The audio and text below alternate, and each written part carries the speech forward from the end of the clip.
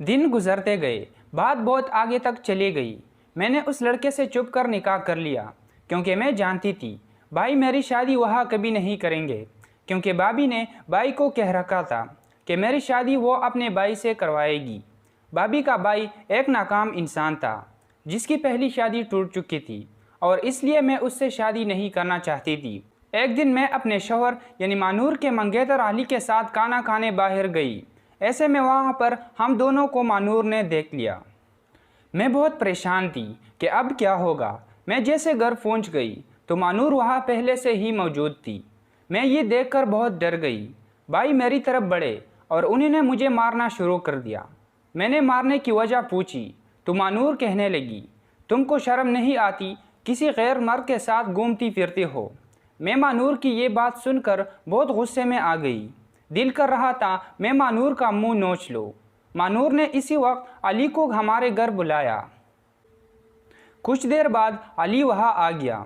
मानूर ने जब अली से पूछा कि वो आयशा यानी मेरे साथ आज बाज़ार में क्या कर रहा था, अली ने मानूर के सवाल का जवाब देते हुए कहा, अब तुम मुझे बताओगे कि मैं किसके साथ जाऊँ, किसके साथ बैठूँ। मानूर अली की ये बात सुनकर बहुत गुस्से में आ गई और मेरे और अली के किरदार को बुरा भला कहने लगे। अली ने ज़ोर से बोला, मैं किसी गैर के साथ नहीं बल्कि अपनी बीवी के साथ घूम रहा था। मानूर ये बात सुनते ही चली गई, क्योंकि वो जानती थी अगर वो यहाँ रुकी तो उसके हाथों मेरा कत्ल हो जाएगा। भाई की आंखों में मेरे लिए नफ़रत नज़र आ रही थी।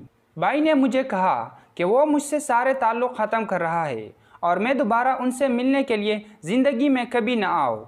भाई ये बात करते ही अपने कमरे में चले गए। भाभी ने मुझे और अली को धक्के मारकर घर से निकाल दिया। अली अपनी गाड़ी में मुझे बिठाकर अपने घर ले गया। जब हम अली के घर पहुंचे तो अली के वालिद और वालिदा को मेरी और अली के निकाह के बारे में सब पता चल चुका था। अली की माँ एक समझदार औरत थी, वो जानती थी कि किस वक्त क्या करना है। अली की माँ मेरे पास आई और मुझे गले लगाया और मुझे अली के कमरे में छोड़ आई। अली के घर की छत से गाना गाने की आवाज़ आ रही थी। मैं समझी बच्चे होंगे, गाने सुन रहे होंगे। मैं कमरे में चली गई। बाहर से शोर की आवाज़ें आ रही थी, जैसे कोई किसी को मार रहा हो। मैं अपने कमरे में ही बैठी रही। कुछ देर बाद अली कमरे में आए। उन्होंने मुझे एक सोने का सीट दिया और कहा, ये मेरी मुँह दिखाई है। मैंने खुशी खुशी वो ले लिया। रात गुजर गई। जब दिन हुआ तो मैंने देखा अली मेरे साथ नहीं था। मैं अली को बोलने के लिए कमरे से बाहर निकली। वहाँ पर मैंने देखा कि अली कह रहा था, बेगम साहिबा आप फिक्र ना करें, अब ये लड़की आपकी है और आपने जो कीमत उस लड़की की मुझे दी है ये बहुत ज़्यादा है। अब मैं चलता हूँ।